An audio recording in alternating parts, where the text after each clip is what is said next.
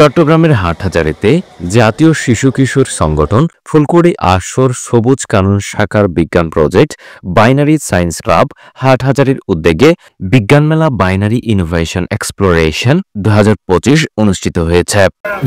বৃহস্পতিবার 29 মে সকাল 9টা থেকে বিকাল 3টা পর্যন্ত এই বিজ্ঞান মেলা অনুষ্ঠিত হয়।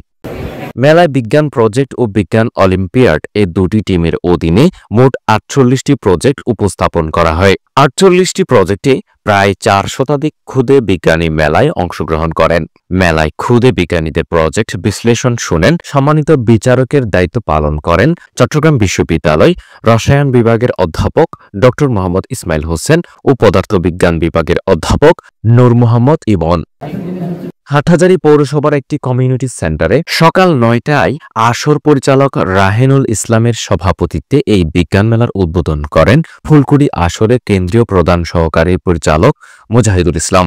আসরের সংগঠক আবু নুসাইব মোহাম্মদ আকিব উদ্বোধনী অনুষ্ঠানে পবিত্র কোরআন তেলাওয়াত করেন। বিকাল 3টায় মেলায় অংশগ্রহণকারীদের স্বতঃস্ফূর্ত প্রতিক্রিয়া, আলোচনা ও পুরস্কার বিতরণী অনুষ্ঠানে প্রধান অতিথি ছিলেন চট্টগ্রাম বিশ্ববিদ্যালয় পদার্থবিজ্ঞান বিভাগের professor doctor AKM Ariful Haque Siddiqui.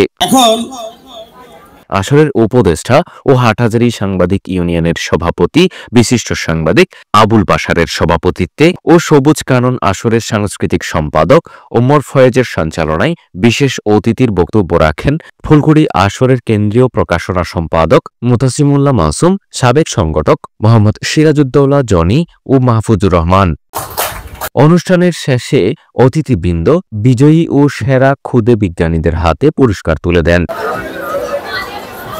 যে আমি এখনো বায়োপ্লাস্টিক তো আমার কাছে নতুন কনসেপশন, এআই তো আমার কাছে নতুন কনসেপশন। এরা এই বয়সে, যে বয়সে আমি কখনো কম্পিউটার দেখি নাই, যে বয়সে আমি কোনোদিন মোবাইল দেখি নাই, যে বয়সে আমি কোনোদিন কোনো কম্পিউটারের নাম শুনি নাই, এই বয়সে আজকে তারা এআই নিয়ে প্রজেক্ট করতেছে।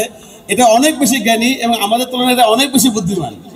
আর তাহলে যা জানে ফুলকুড়ি আসরের একটা স্লোগান আছে, পৃথিবীকে গড়তে হলে সবার আগে নিজকে গড়ো।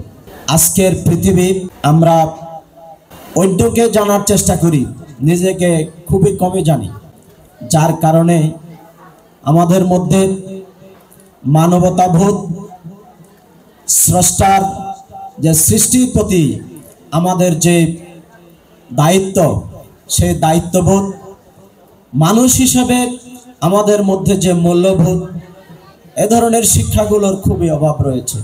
এই ক্ষুদে বিজ্ঞানীগণ যেই প্রজেক্ট নিয়ে আসছে, চিন্তারও বাইরে আমাদের বিশ্ববিদ্যালয় লেভেলের স্টুডেন্টরাও এই প্রজেক্ট করে। আমি সব প্রজেক্টই দেখেছি, প্রায় 65টার মতো প্রজেক্ট আমি দেখেছি। সবগুলো প্রজেক্টেই বর্তমানে যেই সকল আমাদের যেই সমস্যা আছে, এই দেশ, এই বিশ্ব যেই সমস্যায় জর্জরিত, সকল সমস্যাকে সামনে রেখে সকল প্রজেক্টগুলোকে তৈরি করেছে। এই ক্ষুদ্র প্রচেষ্টা আমরা বলবো না, ক্ষুদে বিজ্ঞানীর বৃহৎ প্রচেষ্টার জন্য আমি সবাইকে আন্তরিক অভিনন্দন জানাচ্ছি। ধর্মীয় বিশ্বাস অনুযায়ী কারোর ভিন্ন হতে পারে, তো আমাদেরকে যে একজনই সৃষ্টি করেছে এর মধ্যে কোনো কনফিউশন আছে?